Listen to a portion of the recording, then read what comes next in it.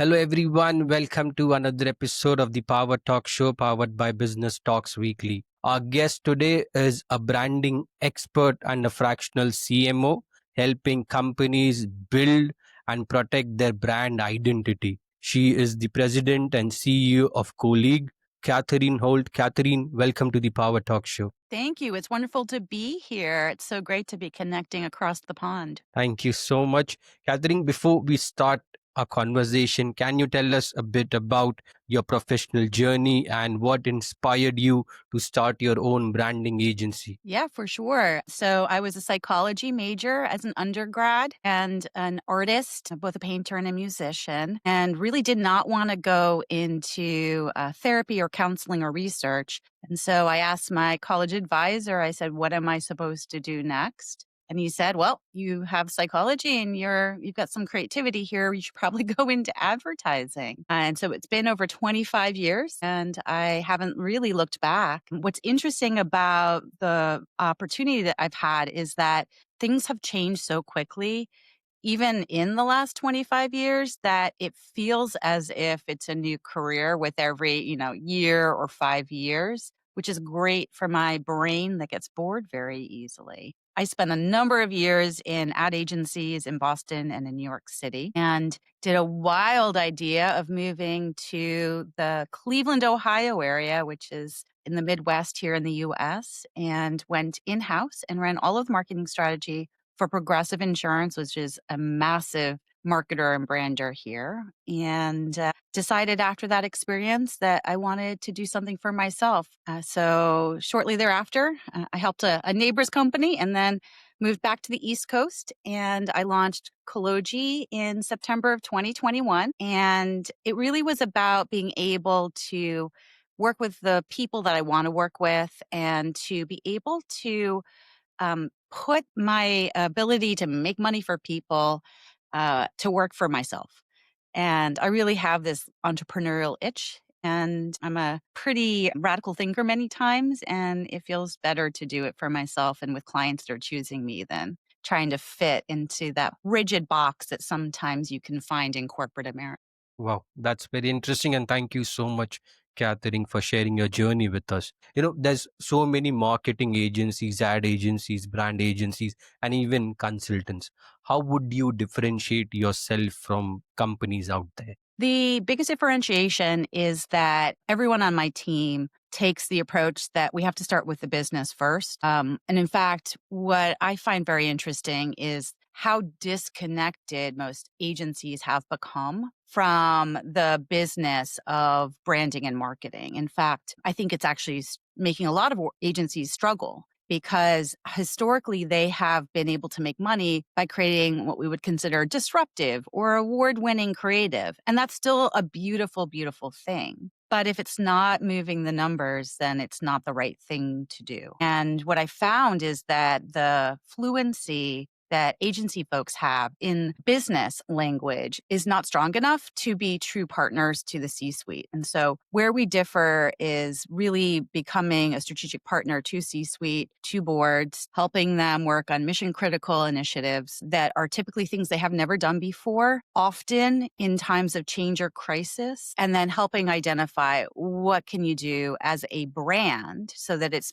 managed as a business asset, which is a strategic initiative for us. And then how do you connect that with the audiences and the customers that you are looking to engage in a way that's going to deliver on that brand promise? And so that extends all the way into front lines and how call centers answer and respond to customers, to digital experiences, to offers, product development, and so forth. So we really think about this as a very, very integrated management of brand that goes far beyond a logo, a tagline, some pretty pictures. That's very interesting. So, Catherine, are you focused to a specific industry vertical or are you open to all? We certainly are open to anyone that is curious to work in the way that we do. My background is across category. So that is absolutely an opening for sure. Because of the work I've done in the financial services category and in enterprise tech, as well as med tech, I tend to focus on things that are really complicated. and have some kind of sort of higher purpose or need in a life, right? Everybody needs a bank. Everybody needs insurance to have a car or to have a mortgage. Everybody needs to have that medical care. We know AI is not going away. And so, how do companies adopt and adapt it in a way that's not going to let them lose sight of their strategic leadership and their brand leadership? And so I tend to focus on those kinds of categories. But listen, I launched the Dunkin' Donuts brand, which is a huge fast casual brand here in the United States. It got licensed by P&G and launched in the grocery store. So I've done that. I've worked on music, like Zildjian is a cymbal company. I positioned them a while ago. Education, retail, grocery store, you name it. It's been a long career, and I apparently don't sleep. Wow, that's very diversified. Catherine, you mentioned something about AI, and earlier you also mentioned about agencies not being disruptive now. Do you feel AI coming into the marketing and content building space, there is no uniqueness to add creativity? I do not feel that way. In fact, I see AI as a great democratization of content development and not a threat to creators or idea makers. If you think about the way we communicate, it's so diversified in terms of channels and medium and mode. And it can be really tiring as a creator to show up in all the places that the folks that we want to engage are already consuming that information or having conversations with folks like them or brands that may be able to help them do a job that they're looking for. And so, no, I don't think that it's going to make the importance of creativity go away. I do think creators are going to have to learn how to create differently. What I've been doing a lot, and there's a number of initiatives that we're working on. So we do build AI products for our clients, typically in the idea of, well, if you were in the business of information or knowledge sharing, or some of these other sort of highly analytical functions, you will be disintermediated by AI. So let's take a look at what your future product strategy is in order to preserve your brand value. So we're doing that for a client at the moment. I myself am making our own agents for the process that we use here and documenting the workflows and playing around with the Copilot Studio in order just to make sure that we're using it as much as we can in a test and learn type of way. And what I found is that you get such better work when you brief it in, like I historically did when I grew up as an account planner. It's interesting because in many ways, I'm uniquely qualified to be ready to create in an AI world because my entire career has been to brief in the creators in order to come up with an idea that is going to work for the brand, for the business, and meet a consumer need. And I'm just doing that for AI now. And I'm treating it like a creative partner and I'm feeding it ideas. I've even gone so far. I was having a conversation with a former VP of Sony who's written a textbook on this. His name is Drew. And we were talking about how can artists, musicians use AI. Well, from that conversation, I went and took a song that I was in the process of writing because I continue to write music. And I played around with AI to figure out how can it help me.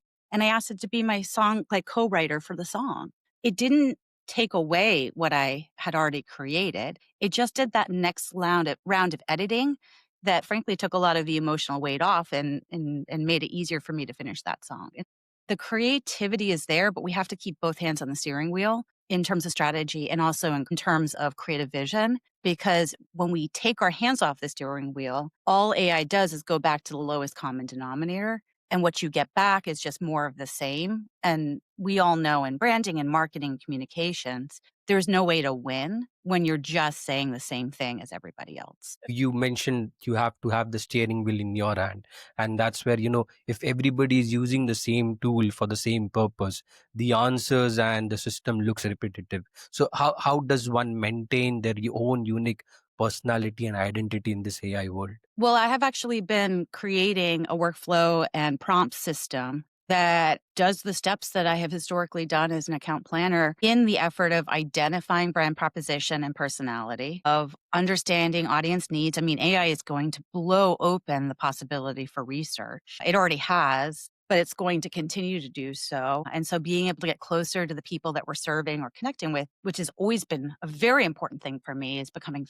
faster and easier to do. And you train it on what the value proposition is. What is the position? What are the pillars for your messaging? What's the personality? and then you brief it in on the project, just like I would a person. And in doing so, it's enabling us to use AI to essentially accelerate the delivery on creative items, but it's not replacing the creativity and strategic planning that we are doing. And so it's the best of both worlds. My analogy is, if you want to ride a bike and go faster and go further without as much exertion, you get an e-bike. Well, you can't ride an e-bike if you don't already know how to ride a regular bike. And I feel the same is true here. And so it's not that you do not need the strategic and creative experience and expertise, but it is that you need to adopt it in order to keep up with the pace of change that's happening today. Catherine, when it comes to branding and the way people and end users are consuming content, and there are so many different channels, what challenges do you see brands are facing to have that spot where the end users are seeing their brand?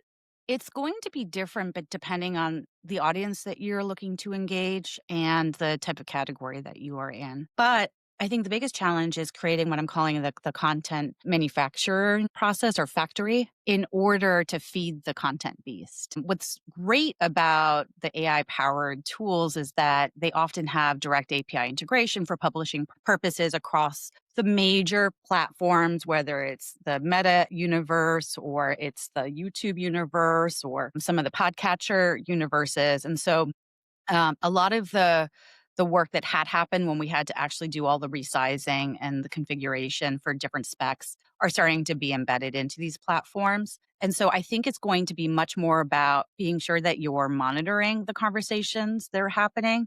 Because in a world where we can easily publish to more platforms, it might feel like we don't have to stay and engage and watch the conversation. But the reality is these platforms are meant for human conversation and connection. And whether you're watching or not, that will happen for you and your brand. And it usually happens around the content. And, we have a bunch of people with diverse ideas. Some people will like what you're doing and some people will not. There's no way to protect against that, but you should be engaging in those conversations. Otherwise, it could do some pretty serious reputation harm. Yeah, absolutely. Yeah, agreed. Catherine, coming back to your entrepreneurial journey, what kind of lesson and challenges have you gone through to establish your brand? I think that my challenge has been that I was able to accomplish major career milestones at a younger age than most. And I always felt like the imposter in the room, partly because of my age, but also in part because of my gender. It's not easy still to be a female leader in a room. And a lot of the rooms that I'm in have only males in the other seats. And so I have spent a majority of my professional life essentially exhausting myself overworking problems in order to feel like I either deserve the place that I am already or to be recognized for my ideas and my contributions above the noise that can happen in a room where it ends up being dominated by male voices. And my lesson is number one, everybody feels like an imposter. So don't worry about that if you personally are feeling that. If you have the years and you've put the hours in, you're not. Nobody really knows how to be the adult in the room. We're all making it up as we go along. And the other is you don't have to prove yourself every single day, and that sometimes you can do less work to get to 80% of the solution. And oftentimes the overwork that contributes that 20% does not meaningfully change the recommendation that you will make. And it's not worth the exhaustion that you might do to yourself. And so that's something I'm practicing too as I build out this company and work with clients. Interesting, and it's really sad to hear the men and the women ratio still exists. So what has been your biggest challenge so far in scaling your business?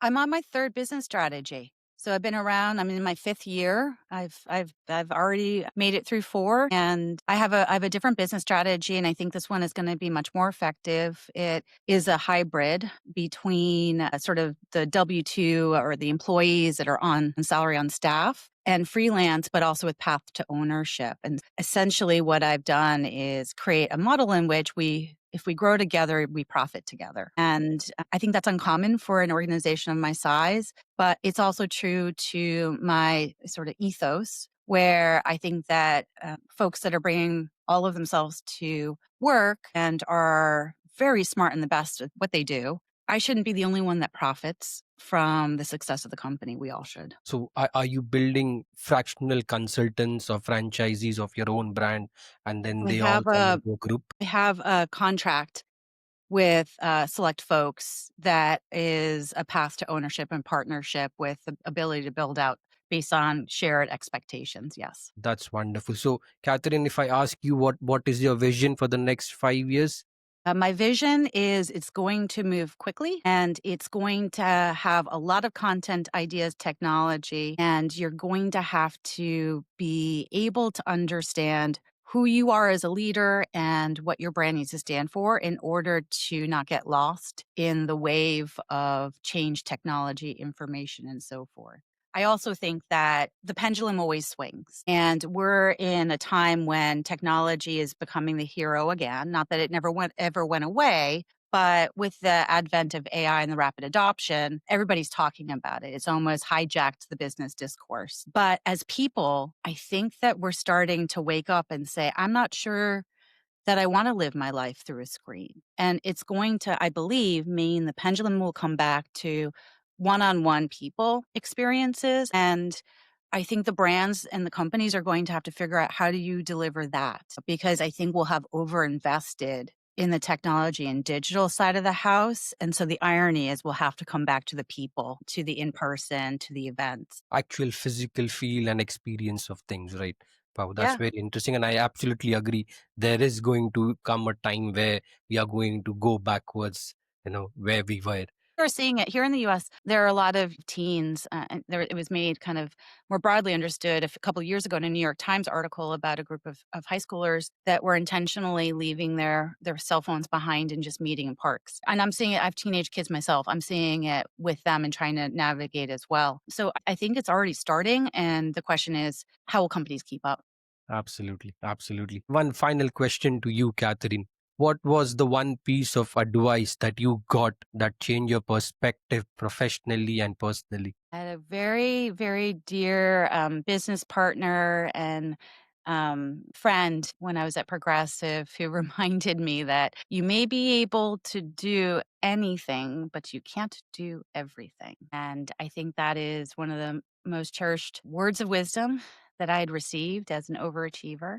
And it's really informed how I build my teams from that moment moving forward to make sure that it's not just about me doing work, but about us figuring out how to solve problems together. Absolutely.